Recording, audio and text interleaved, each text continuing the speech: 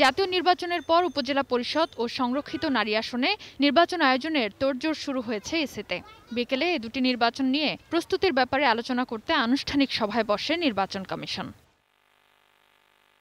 ৮টি বিভাগে ৪ ধাপে অনুষ্ঠিত হবে উপজেলা পরিষদ নির্বাচন। এছাড়া মেয়াদ শেষ না হওয়ায় যেসব উপজেলা বাদ পড়বে সেগুলোর নির্বাচন আরেক ধাপে অনুষ্ঠিত হবে। এই নির্বাচনের তফসিল ঘোষণা করা হবে আগামী মাসের প্রথম সপ্তাহে।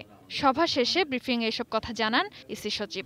আগামী মার্চের প্রথম সপ্তাহ থেকে ধাপে ধাপে বিভাগ ওয়ারি যে প্রশাসনিক যে বিভাগ আছে ওই বিভাগ ওয়ারি এই নির্বাচন অনুষ্ঠিত হবে। সদর উপজেলাগুলোতে ইভিএম ব্যবহার করার একটা প্রাথমিক সিদ্ধান্ত হয়েছে। সংসদ নির্বাচনের ফলাফলের গেজেট প্রকাশের ৯০ দিনের মধ্যে সংরক্ষিত নারী আসনের ভোট গ্রহণের বাধ্যবাধকতা রয়েছে।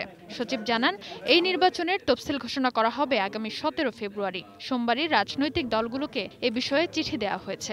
যারা ইন্ডিপেন্ডেন্ট ক্যান্ডিডেট তাদেরকেও আমরা চিঠি দেব যে তারাও অন্য কোনো জোটের সাথে অবহিত করার জন্য এটা আমাদেরকে ৩০ জানুয়ারির মধ্যে তারা অবহিত করবেন।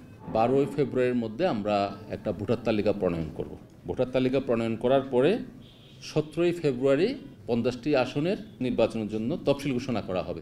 এদিকে কিশোরগঞ্জ ১ আসনে সদ্য প্রয়াত আওয়ামী লীগ নেতা সৈয়দ আশরাফুল ইসলামের আসনে উপনির্বাচনের বিষয়ে জাতীয় সংসদ থেকে জানার পরই সিদ্ধান্ত নেওয়া হবে বলে জানান হেলাল উদ্দিন আহমদ।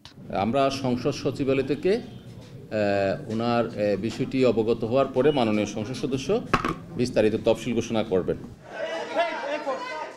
গত ৩ জানুয়ারি পুনঃভোটের দাবিতে ইসিতে স্মারকলিপি দিয়েছে জাতীয় ঐক্যফ্রন্ট। তবে সোমবারের সভায় পুনঃভোট করা সম্ভব নয় বলে সিদ্ধান্ত জানিয়েছে কমিশন। যদি কেউ সংক্ষুব্ধ হয় তাহলে নির্বাচন ট্রাইব্যুনালে গিয়ে তারা মামলা করতে পারে। Sadia Afroz, ATN news, Dhaka.